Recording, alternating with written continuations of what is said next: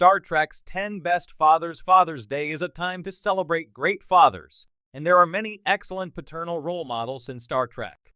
A whole host of Starfleet dads were introduced in Star Trek Picard as the crew of Star Trek The Next Generation gave way to their own next generation.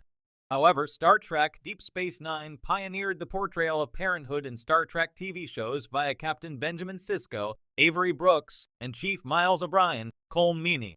There are also many bad dads in the Star Trek franchise, from Q, John Delancey in Star Trek Voyager to the diviner John Noble in Star Trek Prodigy.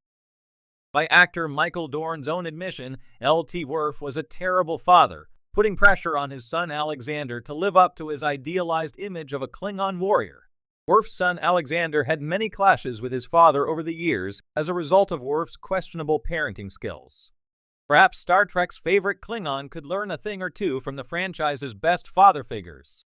The father of Star Trek Deep Space Nine's Dr. Julian B. Scheer, Alexander Siddig, made mistakes, but Richard B. Scheer, Brian George, does the best for his son.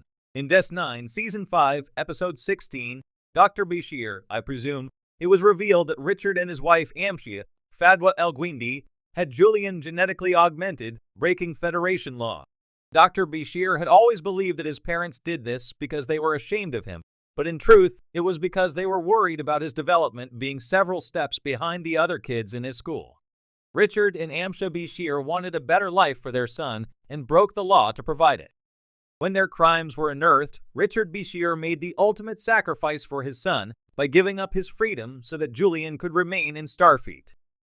At the end of Star Trek DS9, Season 5, Episode 16, Richard B. Scheer was sentenced to 2 years in the New Zealand penal colony. Despite his sentence, there was a sense that the relationship between father and son had improved considerably as a result.